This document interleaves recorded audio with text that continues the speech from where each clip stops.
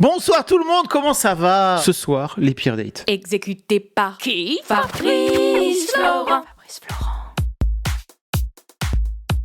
Les pires dates, ça peut être un date tout simplement raté, mais peut-être aussi qu'on a des choses à en tirer de ces pires dates. Et j'aimerais bien qu'on ne fasse pas juste que de raconter nos pires dates, mais qu'on en profite aussi pour peut-être partager des leçons, des choses qu'on aurait pu apprendre sur ce chemin, parce qu'en fait c'est ça la vie. Se planter la gueule, se relever et continuer et apprendre des choses. Quand je suis revenu sur les applis de rencontres, pas plus tard que il y a un an et quelques, ça m'a fait extrêmement bizarre et je me suis dit, ok, donc j'ai 43 balais avec toute l'histoire que j'ai, comment c'est possible? Parce qu'en fait, tu ne peux pas faire autrement que d'apprendre et de prendre dans la gueule des parpaings et d'avancer au fur et à mesure. Il n'y a pas d'école du date. Ça serait pourtant super qu'il y ait une école du date. Alors je sais qu'il y a une école du date pour les mecs, notamment à travers les pick-up artistes, n'est-ce pas? Mais c'est pas du tout ça qu'on veut. J'ai pas beaucoup de dates à mon actif. Et j'ai encore moins de dates ratés parce que j'ai assez vite compris que si ça ne collait pas, entre guillemets, à l'écrit, ça serait terrible de visu. N'est-ce pas? Donc j'ai pas envie de vivre des moments awkward, faire en sorte de trier en amont le plus possible. Alors déjà, j'ai compris, notamment en lisant ce super bouquin que je vous conseille, hein. J'avais un peu zappé, mais Mimi parle de dating dans son bouquin, mais également je voulais également vous parler du travail de Judith Duportail, qui a beaucoup travaillé sur les applis de rencontres en particulier, et on a discuté ensemble de son travail autour des applis de rencontres. Elle a fait un bouquin qui s'appelle L'amour sous algorithme, qui parle notamment de la façon dont Tinder fonctionne, et toutes les applis de rencontres d'une manière générale. C'est extrêmement flippant. Ceci dit, j'ai cru comprendre qu'en fait les mecs swipaient, en tout cas acceptaient 90% des meufs. Moi je fais plutôt l'inverse. Je dis ok let's go, on y va, à 10% des meufs, d'accord? Sur ces 10% là, après on commence à discuter. Une fois qu'on a commencé à discuter, si le fit passe, ok j'ai envie de te rencontrer. Sinon non. Je me suis retrouvé dans un date avec une fille charmante par ailleurs, mais qui n'a fait que parler. Alors je suis un très bon écouteur, d'accord, vraiment, c'est mon métier d'écouter les gens, je fais des interviews, n'est-ce pas, donc je suis très bon à poser des questions. D'ailleurs c'est marrant parce que je l'avais foutu dans mon profil OkCupid en fait, en disant j'espère que t'as pas peur de répondre à des questions parce que j'adore les poser. Mais là je me suis retrouvé avec une fille qui parlait énormément et qui parlait beaucoup et qui parlait longuement et racontait des histoires qui pouvaient traîner en longueur, qui m'a posé je crois une première question au bout d'une heure de date et j'ai parlé littéralement 3 minutes avant qu'elle l'enchaîne sur elle. Oh, mais ça me fait penser à un truc qui m'arrivait. J'étais là, bon bah ça y est, elle est repartie. Donc voilà, le truc le plus embêtant dans tout ça, c'est que on était genre mars-avril, qu'il commençait à y avoir du soleil, si je me trompe pas, le soleil qui connaît bien, et en même temps il faisait suffisamment frais pour qu'on ne sente pas la chaleur. Donc par exemple on était à l'ombre au tout départ et il faisait assez froid, donc je lui ai proposé qu'on aille se balader ailleurs et qu'on aille se foutre au soleil. Je n'avais pas ma casquette et en fait ce date je crois a duré 2h30, 3h, et en fait c'était assez long quoi, et moi ça le soleil tapait sur mon crâne, sur mon casque, j'allais dire. Non, justement j'avais pas de casque, j'ai pas de casquette, et le soir je rentre et je commence à avoir chaud. Je me dis bon bah c'est bizarre, mais vraiment j'ai pas à aucun moment senti que ça cognait sur la tête. Je me disais juste bon bah voilà, et j'ai pris un coup de soleil, c'est pas un coup de soleil, Clem, c'est une insolation dingue. J'ai été mort pendant une semaine environ, clairement. J'ai dormi l'intégralité du temps avec avec des serviettes fraîches. Je me levais toutes les 2-3 heures pour foutre de l'eau bon bref, histoire de pouvoir faire baisser la température. Ça a été chaud, ça a été vraiment très chaud. C'était le pire date de tous les temps. Et au-delà du fait que, bah, effectivement, cette personne, elle s'est pas beaucoup intéressée à moi finalement. C'est surtout que je suis sorti de là avec un crâne complètement explosé. Mais oui, c'était chaud dans tous les sens du terme, comme tu le dis. J'ai même la tempe. J'ai fini par appeler le SAMU le lendemain soir parce que j'avais la tempe qui était en train de gonfler. Oh Jenna, my goodness. raconte-nous un de tes dates foireux. Je suis le genre de personne à aller au cinéma, au restaurant et tout le temps toute seule. I like it so much. Et moi, quand je discute avec quelqu'un, je lui parle souvent de ce que je vais faire dans mes journées. Parce que on échange, tu vois, tu fais quoi aujourd'hui, patati patata. Et je dis toujours, si jamais tu veux venir, n'hésite pas. Et dans tout ça, j'allais au ciné et après j'allais manger dehors. Et le mec avec qui je discutais, très sympathique au demeurant, me dit, mais j'ai trop envie d'aller voir ce film, viens, on va le voir ensemble, après on va au resto ensemble. Je dis, ok, nickel. Donc on va au ciné ensemble, on regarde, je peux plus vous dire c'était quel film, mais bref, trop bien. Je me suis dit, est-ce que ça va être un mec genre qui va mettre sa main sur ma cuisse pendant qu'on regarde un film? Et non. Donc je me suis dit, génial, ok, 1 point for this person. On va manger, on allait manger. Ça s'est très bien passé pendant tout le repas. Et genre, on a discuté de plein de sujets. Je n'ai pas peur de le dire, je suis de gauche. Et je le répète sans cesse. C'est-à-dire qu'il y a 1000 trucs que je dis quand je me plains du monde où on comprend que je suis de gauche. Oui, bah assez rapidement, de toute façon. Oui, non mais complètement. C'est-à-dire que moi je dis bonjour, on me dit bonjour, je dis je n'aime pas Emmanuel Macron, tu vois. Enfin c'est assez décisif. Et donc cette personne connaissait mes opinions politiques. Et à la fin du repas, uniquement, alors qu'on avait discuté de plein de choses, de féminisme et tout, le truc il était génial. Je me suis dit ok, c'est l'homme de ma vie, je sors la bague. Il y a le serveur qui arrive, on demande l'addition, il arrive avec son petit TPE et moi je sors ma carte. Et là, genre il attrape ma carte et il me dit ah non mais qu'est-ce que tu fais, en gueulant, hein. Ah non mais qu'est-ce que tu fais, tu me fous la honte, c'est aux hommes de payer. Je fais what? Qu'est-ce que tu racontes mon vieux? Alors j'ai rien contre les hommes qui payent. Mais je pense que le c'est aux hommes de payer, non. J'adore me faire inviter, mais j'adore tout autant inviter, tu vois. Et donc ça m'a un peu saoulée, même beaucoup. Donc j'ai récupéré ma carte, j'ai voulu payer pour me casser, et j'ai genre levé ma carte jusqu'au TPE, et il m'a mordu la main. Il me l'a mordu. Alors tu l'as déjà raconté, mais je me souvenais plus de la chute. Non mais frère, j'ai saigné de la main, tellement il m'a mordu fort. Il m'a bouffé la main. Il m'a pas mordu, il m'a bouffé la main. Et j'ai fait genre, oh, ah, c'est douloureux. Et voilà. Donc c'était mon date. Et après, on se demande pourquoi j'ai un problème avec les dates. Donc voilà, si jamais vous voulez me dater, me mordez pas la main, SVP, et laissez-moi vous inviter si j'ai envie de vous inviter. Est-ce que tu crois que c'était une invitation? Comme dit Stormzy, se mordre. Un autre genre de Didier. Terrifiant. Non mais, enfin vraiment ça m'énerve parce que ça aurait pu trop bien se passer. C'est atroce et on aurait pu passer une bonne soirée. Et du coup je sais que cette personne, lorsqu'elle est au lit, potentiellement elle mord des mains et je suis en mode est-ce que j'aurais voulu ça dans ma vie sexuelle plus tard? Pas trop. Si c'est consenti, c'est-à-dire que s'il t'avait dit attention, je vais te mordre la main si jamais tu payes. Oui mais la question c'est est-ce qu'il y a des gens qui répondent vraiment ok avec plaisir? Non. Je ne sais pas, on parle vraiment d'un mordage de main, c'est-à-dire que l'oreille, c'est pas mon kiff, mais je comprends. Les pieds, c'est pas mon kiff, mais je comprends. La main, on fait d'autres choses avec nos mains. Non, mais c'est vrai. Enfin, faites les choses dans l'ordre, les amis. Le gars, il s'est retenu pendant 6 heures en mode fais pas de dinguerie, il a craqué. C'est terrifiant. Yannick, tu m'as dit un jour je te raconterai 2 de mes pires dates, tu vas pas comprendre. On va commencer par un, l'autre c'est un peu trop, je pense. Bah écoute, j'ai eu un date avec une nana que j'ai rencontrée par hasard dans une soirée.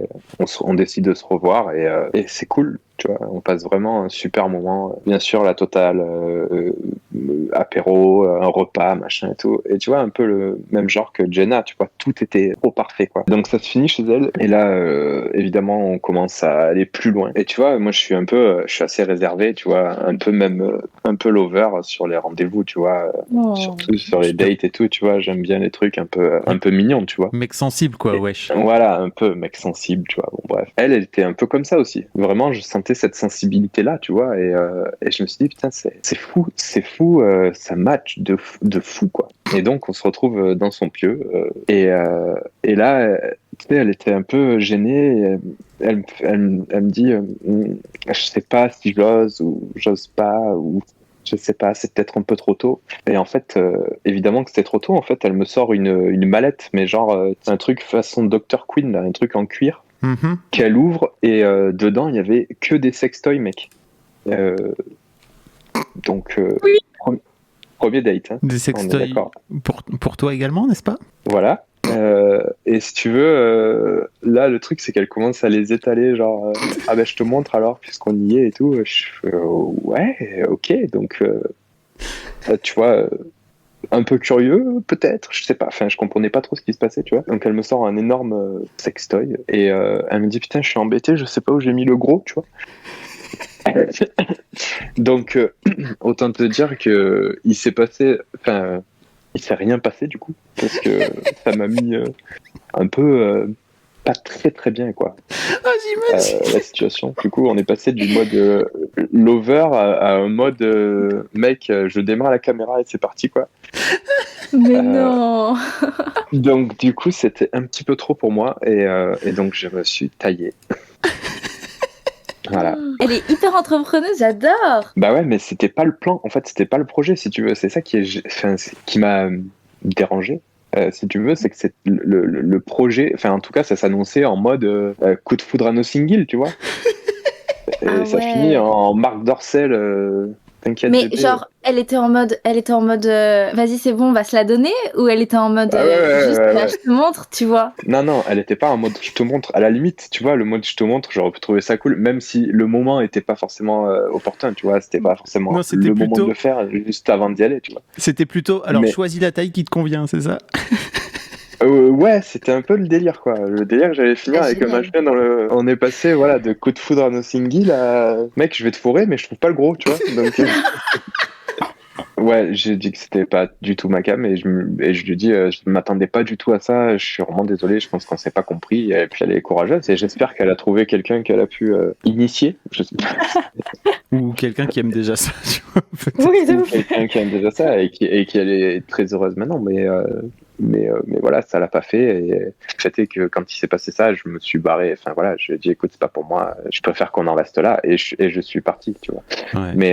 Mais ce qu'il faut savoir, c'est que c'était pas genre 3 semaines de date, 3 semaines de rencard et on arrive à la session fatidique et là, c'est pas ça. C'est vraiment le premier moment où on décide d'y aller, quoi. De se faire un resto. On a fait le premier apéro, le premier resto et le premier sextoy dans les 3 heures, tu vois. Ouais, c'est rapide.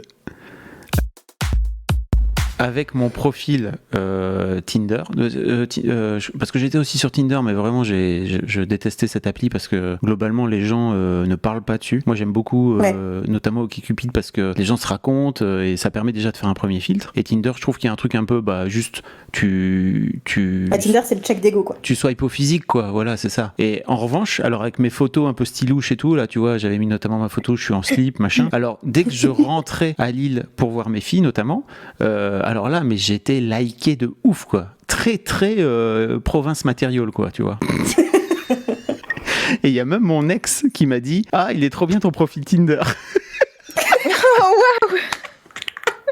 Est-ce que ton ex, elle t'a Elle m'a liké sur Tinder? Ouais, elle m'a liké, mais bon, comme je payais pas, tu vois, j'ai pas vu son profil et je crois que c'était une des photos qu'elle mettait sur Facebook et je lui ai dit, mais tu peux pas mettre cette photo que tu mets sur ton Facebook sur ton Tinder, en fait, forcément, ça marche pas ton truc, quoi. J'ai donné 2-3 tips, mais après, est-ce que c'est vraiment mon rôle? Je ne sais pas. C'est trop drôle. Vous moi- êtes le meilleur ex-couple du monde. Bah non, je crois pas, parce que comme je le racontais à Maï dans ce futur podcast, n'est-ce pas, Oui, qui sortira trop un hâte. jour, il s'appelle Deuxième Vie, n'est-ce pas, j'ai un ami à moi qui carrément, on va déjeuner ensemble et il était au téléphone et tout, avant qu'on se mette à table, tu vois, donc moi je me mets à table, j'attends, il est en train de finir son coup de fil et tout, et il arrive et il fait, ah bah c'est mon ex, écoute, elle a des problèmes avec un gars, donc elle me demandait un peu des conseils et tout pour savoir comment faire pour le gérer, quoi. J'étais là, waouh, ok, super. Donc, et ça, tu vois, on n'est pas passé à ce niveau-là avec mon ex-femme, quoi. Et donc, Doro, Oui, bonjour. qu'est-ce qui se passe en termes de date? Oh bah là, je suis en train de contempler l'idée de supprimer toutes mes applications de rencontres. Oh, Alors que je les utilise depuis 2019, vraiment non-stop. Et là, je suis un peu blasouille. Je me dis, bon, il y a le fait que je sois assez facilement fétichisée, vu que je suis catégorie ronde, grande taille, comme vous voulez, quoi, je suis grosse, plus asiate. Du coup, vraiment, je suis le petit pain béni des mecs qui ont envie de se faire un petit kiff et ensuite de me jeter à la poubelle. Donc, quand je dis peut-être on peut se rencontrer, et puis après, finalement, je dis finalement, je le sens pas, désolé, après, ils m'insultent. waouh. Donc, en fait, je suis un peu fatiguée, tu vois, de ça, je suis un peu fatiguée de plein de trucs. Et du coup, je suis en train de me dire, peut-être, je me fais genre une année sans appli de rencontre. Ce qui me ferait vraiment bizarre, parce que c'est devenu un hobby. Parce qu'il y a ça, il y a le fait que je sois un peu, genre, je suis un peu blasée des coups d'un soir, des machins qui me gênaient pas dans ma vie d'avant. Vu qu'avec les confinements, j'ai perdu l'habitude de voir des gens, ça me demande beaucoup trop d'énergie. Ouais. de partir en date sur un coup de tête. Il y a plein de meufs, parce que moi c'est plutôt des meufs que je voyais, et qui disaient beaucoup, j'avais dit que j'y remettrais jamais les pieds, et enfin tu vois, elles mettent ça dans leur profil en fait. Et donc j'y retourne, etc. Et je trouvais ça bizarre déjà de mettre ça dans son profil, mais il y a un peu un côté amour-haine avec les apps, non? Bah, je pense que si tu décides de tout supprimer, c'est que soit t'as été très saoulé par quelqu'un, soit t'es saoulé par tout le monde. En fait, il y a quand même beaucoup de points négatifs, quoi, aux apps de rencontres. Mais moi, je crois qu'au tout début de mes expériences sur ces applis, je prenais tout personnellement. C'est-à-dire que s'il y avait une meuf qui me ghostait, tu vois, qu'on commençait à discuter, etc., que ça se passait super bien, et qu'elle me ghostait sans m'expliquer pourquoi, je pouvais péter un plomb pendant une journée, quoi. Et en fait, ça me rendait fou, vraiment. Je me disais, mais pourquoi? Et en fait, putain, on commence à bien discuter, etc. Et puis un jour, il y a une amie qui m'a dit, écoute, c'est assez simple, c'est que peut-être elle avait personne d'autre sous la main, et qu'en fait, à un moment donné, après quelqu'un d'autre, un autre mec est venu qui l'intéressait plus, et d'un coup d'un seul, en fait, t'es passé en second, et donc de cette là, t'es moins intéressant. Et j'ai fait, oh, ok. C'est marrant, mais moi, du coup, le fait de ne pas avoir fréquenté, j'ai un peu cette idée-là qu'une personne ne peut parler qu'à une personne à la fois, mais pas du tout. Ah non, oui. Et ouais, évidemment. Erreur. Doro, tu parles avec combien de personnes? Tu parles avec combien de mecs, toi? Moi, Ouais. alors justement, j'ai décidé de limiter à une personne, une grosse conversation à la fois, il y a quelques mois. Mais au top de ta carrière? Ouais, plus beaucoup. Au top de ma carrière, j'avais 10 conversations en même temps. Ouais, yes. Minimum. C'est terrible. 10 conversations? Bah ouais. Ouais, mais parce que tout le monde répond pas aux mêmes heures, ne répond pas à la même fréquence. Mais du coup, tu passais ton temps à gérer des rencarts, en fait, à gérer des Non, mais rendez-vous après, avec tu des gens. rencontres pas tout le monde, tu vois. D'accord. Tu rencontres pas tout le monde, Mais c'est plus le temps de prendre la température. tu t'en mêlais pas avec les gens et tout? Je trouve que plus tu parles avec des gens, moins tu t'accroches à eux. Ouais, c'est ouf. T'as tellement raison. Et je pense que c'est ça qui fait que c'est aussi simple. Ça peut devenir aussi simple, l'espèce. J'allais dire l'économie du coup d'un soir. C'est comme apprendre à dire non, quoi. La première fois, c'est difficile. La deuxième fois, c'est un peu moins difficile. Et plus tu le fais, plus c'est normal. Et je trouve que dans ce truc-là, de se dire, faut que je rencontre un inconnu, ça fait peur. Est-ce que la personne va être vraiment sympa? Est-ce que ça va bien se passer, machin et tout. Ouais, on s'immunise en fait. Je me suis posé la question en fait aujourd'hui, est-ce que j'ai vraiment eu un date déjà? Et en fait, je me suis rappelé que j'avais lu un article au début du corona pendant le confinement et qui parlait en fait que cette histoire de confinement mettait plein de personnes en fait dans des situations pas très safe en fait, parce que du coup plutôt que de se rencontrer dans un lieu neutre, ils se rencontraient directement les uns chez les autres et que ça crée des situations un peu compliquées. Et après, je me suis dit, mais moi, j'ai trop eu un truc comme ça, en fait. Sans partir dans les grosses explications, tous les étés, après avoir fait mon échange en Allemagne, j'allais faire la fête avec mon ancienne correspondante, avec qui j'étais devenue amie. Et on est allé à une fête de la bière. Et on est allé à une fête donc sous une tente avec plusieurs milliers de personnes. On a dansé sur les tables et bu de la bière. Cliché, mais bon, j'y peux rien. Cette fois-ci, c'était vraiment très cliché. Et là, je vois un mec plutôt pas mal, quoi. Je me dis, oh, ok. Bon, moi, il s'était rien passé avec personne. J'ai eu des petits flirts, mais rien de plus. J'ai jamais eu peur d'en parler, mais j'ai juste ignoré. Je me suis dit, c'est plus simple. Ma vie, elle est plus simple si je fais rien. J'avais 19 ans. Ok. Bon, c'était pas ton truc, les mecs, quoi. Ça t'intéressait pas trop. Bah si, mais en fait, je me disais, putain, il y a quand même plus de risques à s'embarquer. En fait, toutes les copines qui s'embarquaient dans des plans. Elles en ressortaient, mais tellement brisées, tellement en PLS que je me suis dit, non, en fait, il n'y avait pas d'histoire qui me donnait envie de m'y mettre, quoi. Même si j'ai eu moult crush.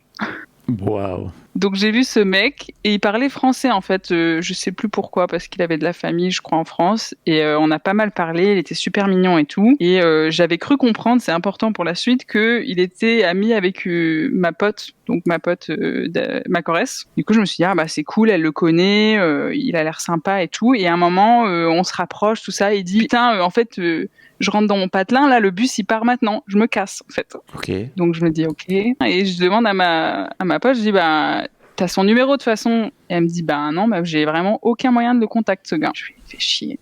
Donc, en fait, j'essaie de lui courir après, dans la pluie, quoi. Je traverse, j'essaie d'esquiver les pintes et tout. Et en fait, son bus passe devant moi et il est parti, quoi. Donc, tristesse. Je finis par trouver, après un peu de stalking, son profil Facebook, et du coup je lui renvoie un long message. Je dis voilà, mais c'est juste que j'aimerais bien poursuivre la discussion, même si on se retrouve pas dans le même pays, tout ça. 3 mois plus tard, il m'a répondu, il m'a dit putain, mais moi il est arrivé dans le dossier des spams en fait sur Facebook. Le fameux dossier de merde là. Voilà. du coup, il des était moments de deg. vie ratés. Exactement. Et du coup, il me dit, bah, tu sais quoi, moi aussi, je voulais te contacter, tout ça. Donc, on parle pendant 1 ou 2 mois. Et après, il me dit, ben, c'était novembre, il me dit, est-ce que tu veux venir faire le jour de l'an chez moi, en Allemagne? Et moi, j'avais jamais fait quelque chose de rebelle dans ma life, tu vois, avant. Donc, je m'étais dit, ça pourrait être le moment de gagner ma street credibility. J'adore. Parce que moi, je suis un peu très scolaire, en fait. Donc, je m'étais dit, putain, j'ai pas fait de crise d'ado. Je me dis, il y a un truc, il se passe un truc, il faut que j'aille explorer le truc. J'en parle à mes parents, ils me disent, non, mais c'est hors de question, tu vas pas aller chez un mec. On a parlé à tes parents. quoi. Bah oui, parce qu'en fait, fallait que je trouve des sous pour le billet de train. Ah oui. Bah en fait, j'ai fait un mensonge, mais sans le savoir, en fait. Parce que je leur ai dit, mais il habite chez ses parents. Donc, il y a ses parents, il y a son frère qui sont là. Et c'est un ami de longue date de cette fameuse pote que ma mère connaissait bien. Du coup, elle me dit, OK. Je dis, en plus, ils habitent à 5 minutes les uns des autres en voiture. Je dis, OK. Du coup, on s'engueule et je dis, bah, de toute façon, je pars avec ou sans votre aide. Donc, soit vous faites ça tranquille, soit, bah voilà, je pars quand même. Donc, je suis partie. Ben, avec leur aide, mais sans leur bénédiction. Ok. Je me suis rendu compte très vite en allant manger chez ma pote quand je suis arrivée. Ça se passait bien, il était gentil, je dormais dans une autre chambre et tout, c'était tranquille. Mais quand on allait voir ma pote, et ma pote m'a dit, putain, c'est ouf, toi t'es une ouf, hein. Le mec, tu le connais pas. Personne le connaît ici. Et toi, tu vas chez lui. Je dis, non, mais c'est bon, tu le connais, toi. Elle me dit, bah non. Donc, en fait, je m'étais construit un truc. Je m'étais dit, bah, c'est bon, je fais confiance indirectement. Et elle me dit, mais meuf, le mec, je l'ai vu 2 fois, en fait, dans ma vie. Je l'ai croisé, en fait. Bah, t'es toujours là pour nous le raconter, donc a priori, c'était pas un serial killer. Mais en fait, ça, c'est juste que c'est devenu malsain, en fait. Et c'est pour ça j'essaie de spread un message de précaution. C'était un peu malsain parce que je dormais chez lui, je dormais dans une chambre à côté, certes, et il était totalement adorable, etc. Mais j'étais quand même là, j'habitais chez ses parents avec lui. C'était un peu chelou et au final on est sorti un soir et on est rentré de la soirée et je lui ai dit, oh, tes copains ils étaient un peu lourds en faisant des allusions genre, ah, vous allez rentrer tous les deux, on sait ce qui va se passer, tout ça. Je lui dis, bah c'est quand même chaud, il raconte des trucs sur nous. Il me dit, ah non, mais je suis content parce que de toute façon il pensait tous que j'étais gay, donc ça m'arrange. Ah, Mais non. intéressant. Donc c'était un peu chaud. C'est-à-dire que tu veux dire qu'il t'avait invité pour servir d'alibi, c'est ça? Je sais pas, en fait. Je sais pas. Je pense que lui était pas au clair avec lui-même non plus. Et c'est ok, tu vois. Enfin. Sur le fait qu'il préfère les filles aux garçons et vice-versa, tu vois? Bah, tu vois, on s'embrassait, il y avait quand même des choses qui se passaient et tout, il y avait de l'attirance et il y avait pas de souci de ce côté-là, mais j'avais un peu l'impression des fois qu'il essayait de cocher une case de son côté, tu vois, on est tous les deux inexpérimentés, etc. Et j'avais un peu l'impression qu'il s'était dit, ah bah c'est cool, je vais faire partie du club maintenant, quoi. Ok. Tu étais en test. Ouais, du coup, ça a failli aller plus loin. Du coup, jusqu'à la dernière étape. Et au final, il m'a dit comme ça, bah non, je suis désolée, j'ai changé d'avis, je veux pas le faire. Je dis, mais il n'y a pas de souci. Enfin, je veux dire, voilà. Il me dit, je suis désolée, c'est con, j'étais chaud et tout, et maintenant plus. Et je lui dis, mais en fait, bah, c'est comme ça que ça marche, tu vois. Des fois, on a envie, et après, on n'a plus envie. Et ce qui compte, c'est juste de suivre ses envies, quoi. Et en fait, le mec m'a dit un truc qui m'a vachement choquée. Je lui ai dit, bah, tu sais, moi, je peux revenir à un autre moment, faut pas que ce soit la pression et tout, et puis on se reverra de toute façon. Il m'a dit, ouais, mais tu sais, en fait, je crois que je veux pas le faire avec toi parce que je sens que ça vaut pas le coup. Oh, la formulation. C'était hyper chaud parce qu'en fait, le mec, dans son idée, et je pense que c'est un peu, ça me fait penser à quelque chose que j'avais vu dans l'émission, cette formidable émission. Ah oui. En fait, le mec, il se disait, ok, la virginité, on la perd qu'une fois. Je veux pas que ce soit avec une meuf où je sais pas trop où est-ce que ça va aller, etc. Et puis voilà, faut que ce soit parfait et tout ça. Et c'était un peu genre le truc, voilà, faut que ça vaille le coup à 100%. Et puis une fois que c'est perdu, bah t'es plus vierge à jamais, etc. Et je me rappelle que l'émission avait fait un formidable travail pour détricoter tout ça, en fait. Que c'était le début de ta vie sexuelle et pas la fin d'un truc, en fait. Ouais. Bon, on s'est pas reparlé beaucoup depuis, mais on s'est recroisés et c'était ok et tout, mais je pense qu'on était un peu tous les deux d'accord de dire que c'était un peu nul et ce qu'il avait dit c'était un peu nul et certains trucs qu'il avait fait aussi n'étaient pas top, mais bon, on était jeunes, on se cherchait. Ouais, et puis après, je crois que quand ils disent ça vaut pas le coup, il est pas en train de te dire tu ne vaux pas le coup. Il est juste en train de te dire notre relation ne vaut pas le coup, et ce qui est pas du tout pareil en fait. Mais après je comprends que tu l'aies pas vécu comme ça, mais avec le recul, je crois que c'est un truc qui est cool aussi à dire peut-être aux plus jeunes des personnes qui nous écoutent, c'est que si quelqu'un vous dit bah écoute ça vaut pas le coup de le faire avec toi, ça veut pas dire que toi tu vaux pas le coup en tant que toi, quoi, tu vois. En fait, j'étais très heureuse qu'il m'ait juste dit, de toute façon, ça aurait pas pu continuer, mais ça aurait pu être moi, tu vois, et je suis juste contente que c'était ouvert à la parole et de dire, bah voilà, non, et puis que ça n'a pas été un gros souci. Moi, ça m'a fait mal et j'ai rien dit, tu vois, je l'ai pris un peu pour moi, mais au final, que ça se soit bien terminé, on a pas mal discuté pendant des heures après, quoi, sur d'autres choses. Et ça, c'était un bon souvenir, par contre, quoi. Tu sais, j'ai mis en story le truc des pires dates et je t'ai mentionné. Et j'ai mis après une story. Non, mais venez là, je vais raconter mes pires dates. Et il y a un mec que j'ai vu qui a répondu en parlant de notre date entre nous, alors que c'était pas du tout mon pire date. Et en fait, du coup, j'ai fait en sorte que la personne vive un pire date. Bah, c'est ce que je disais tout à l'heure. On est forcément le pire date de quelqu'un. Mais je ne le savais pas et je viens de l'apprendre. Mais c'est à cause d'un malentendu parce qu'on a passé une super soirée. On a fait l'amour comme des fous. C'était trop bien. Et on s'est réveillés le matin et on a recouché ensemble. Et ensuite, j'étais fatiguée et j'avais soif. Et il a pris une gourde pour boire. Et il m'a tendu la gourde genre pour que je puisse boire. Donc moi j'ai dit, tu me connais avec un élan d'amour de l'eau. J'ai dit, oh putain je t'aime. Et j'ai attrapé l'eau. Et moi c'était un je t'aime de, ah j'ai soif. Et lui, il a compris ça. Et du coup il était en mode, est-ce qu'elle vient de te dire je t'aime le premier jour? Et là depuis tout à l'heure je parle plus. On est en train d'échanger par rapport à ça. Il était persuadé que c'était un je t'aime. Love love.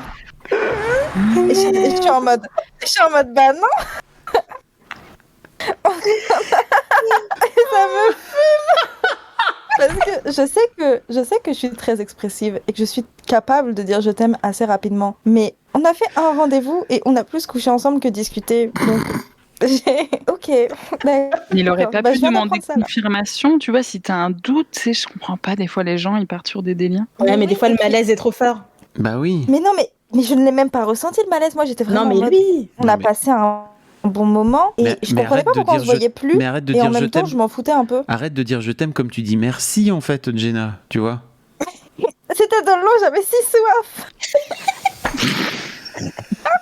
Moi j'avais demandé à mon mec de répéter la première fois qu'il m'a dit qu'il m'aimait parce que j'avais tellement peur d'avoir mal entendu. Je trouve ça hyper mignon. Tu veux dire en allemand? Ich liebe dich. Non, il me l'avait dit en anglais. Oui, il le fait très bien. I know. J'ai fait 8 ans d'allemand, mais c'est tout ce que je sais dire. Ich liebe dich. Je peux vous faire mon top 3 des pires histoires avec des Allemands si vous voulez. Parce que t'as eu tant d'histoires avec des Allemands que ça. Ben oui, Dorothée est frontalière. C'est normal, c'est la base. Ah, boule, les histoires. Je pense, 3e place, c'est un mec que j'ai essayé de draguer pendant une fête de la bière. La fête de la bière, c'est vraiment un contexte tellement étrange, je trouve, parce que je trouve que tout le monde est tellement bien mis en valeur, genre tout le monde est sexy. En boîte, je trouve pas que les gens soient sexy. À la fête de la bière, tout le monde a des putains de décolletés. Les mecs, ils sont en Lederhosen, je trouve ça trop mignon. Les petites chaussettes, le petit short en cuir et tout. Et il y a tout le monde qui est collé dans des fils et tout. Enfin, vraiment, moi, j'avais chaud. Et donc, il y a un mec que j'ai essayé de pécho salement. Il avait pas de capote et il voulait continuer quand même. J'étais là, bah non, tu arrêtes. Et après, il m'a suivi pendant tout le reste de la soirée. Mais pourquoi? Au cas où tu trouverais une capote en passant, ou comment ça se passe? Non, mais je sais pas, en fait, je crois qu'il essayait de continuer la conversation, mais en fait, moi, je peut-être pas sympa pour lui, mais j'étais un peu bourrée, quoi, tu vois, j'étais en mode, bon, bah, c'est pas grave, on va passer à autre chose. Quelle est la numéro 2, Doro? Un Allemand qui venait toute petite ville en Allemagne et qui venait d'arriver à Paris, et il était en mode, oh, je suis un peu perdu, c'est ma première semaine, tu vois. Il était quand même, oh, j'ai trop envie de rencontrer des gens, il était trop mignon, on parlait en anglais. Donc déjà, il était dans un de ses premiers jours de son taf à Paris, et en plus, il parlait en anglais à la fin de la journée, donc il était éclaté. Pendant toute la soirée, on était en mode, on parlait de féminisme. Et il comprenait pas. Il me disait, moi, dans mon village, les gens, les meufs, elles peuvent rentrer en plein milieu de la nuit, à pied, il y a pas de problème. Enfin, franchement, il y a aucun souci, quoi. Et j'étais en mode, ouais, mais tu vois, là, tu viens d'arriver à Paris, peut-être que tu vas pouvoir remarquer que, bon, marcher dans la rue, quand t'es seule la nuit, quand t'es une femme, c'est un peu compliqué. Il y a plein de choses qui sont assez dures à vivre, quoi. Et que ce serait bien que tout le monde s'y mette. Qu'on a une conversation bienveillante là-dessus, genre, pas trop de problème, mais il était juste en mode, je crois que j'arriverai jamais à comprendre, étant donné que moi, ça m'atteint pas. Et je lui dis, franchement, tu te rends pas compte, les mecs aussi, ils ont des pressions et tout. Il était là, ouais, je sais pas, machin. Bon, bref, on finit la soirée chez lui. On commence à chauffer, machin et tout. Et en fait, il arrête pas de débander. Et genre, à chaque fois, il était genre, panne, ah non, ça va. Ah non, repanne, ah non, ça va. Et j'étais là, mais tu sais, c'est vraiment pas grave en fait. Et lui, il était en mode, je suis désolée, je suis confus, je suis fatiguée et tout. J'étais là, mec, c'est juste pas grave. Et il était là, non, mais vraiment, ça me saoule et tout. Et donc, enfin, on a fini par se poser un peu, on a discuté. Il m'a dit que j'étais la première meuf qu'il rencontrait après, genre, s'être séparée de sa dernière meuf. Et que, ça l'atteignait plus qu'il pensait et tout. J'étais là, peut-être là, tu ressens un peu des pressions sociétales sur ce que t'es censé représenter et que peut-être le féminisme, c'est sympa. Il a fait, ah ouais. La professionnelle, quoi. Et voilà, et c'est comme ça qu'il s'est dit, peut-être le féminisme, c'est sympa. C'était rigolo. Je vais te donner le numéro de mon ex. Et puis, et puis tu l'appelleras de ma part. Voilà, ça c'est top 2. Et je pense le numéro 1, c'est un mec avec qui on a commencé à parler pendant le confinement, avec qui on était trop choupinou et trop mignon, et on s'est parlé par message pendant des mois. Sauf qu'en fait, la frontière était fermée, du coup on s'est jamais rencontrés. Les frontières ont réouvert. Vraiment, ça faisait 6 mois qu'on parlait. Les frontières ont réouvert. Et là, il me dit qu'il s'est trouvé quelqu'un. Oh non. Après 6 mois vraiment de juste, il doit y avoir une erreur de communication, tu vois, un truc. Mais quand tu m'envoies 4 selfies par jour de ta tête, juste pour me regarder d'un air mignon, je m'attends à plus que, désolé, j'ai rencontré une meuf au taekwondo. Mais je crois que ça m'aurait brisé le cœur, je serais en morceaux. Ça m'a brisé le cœur. Bah écoute, j'ai orienté une vidéo là-dessus là, sur ma chaîne. Désolé, je fais mon petit plug. Hein. Bah vas-y, wesh. Ma vidéo où j'écris 30 chansons en 30 jours. Ah oui, j'ai décidé de l'orienter là-dessus, quoi, parce qu'en fait, c'était tellement mon quotidien, ce gars, pendant Mais c'était lui. qu'on était enfermé. Bah ouais. Oh non, mais que tu câlin. Petit cœur brisé, mais c'est pas grave. Mais sur le coup, ça faisait mal. Hein. Je crois que je suis kinkée par les Allemands et que j'ai un mauvais karma avec. Bah tu peux demander à Lucille, hein, elle en a pécho un et ça fait 5 ans. Ouais. Comment t'as fait pour lui mettre on s'est parlé à distance pendant 3 mois avant de se rencontrer. Hein. Ah. Et c'est peut-être parce qu'il faisait pas de taekwondo, tu vois. Attends, vous êtes Ah bah tout est dans le taekwondo. Vous êtes Il faisait des bâtons du diable par contre. Ah bon, c'est quoi ça? Bah c'est le truc de... Je sais pas comment expliquer. C'est un circassien. Ouais, c'est ça, quoi. C'est avec 3 bâtons, avec des petits volants sur les côtés, et puis tu fais avec les 2 autres bâtons, tu fais tourner le 3e, en fait. Ah ok, je vois. C'est bizarre. Ouais. Enfin, c'est bizarre. Si c'est son kiff.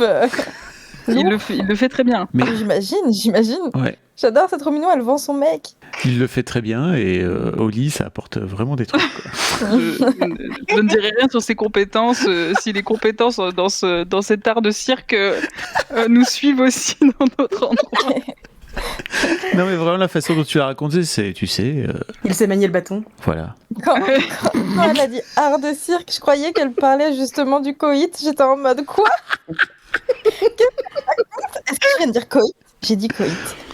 Oui. C'est une vieille personne.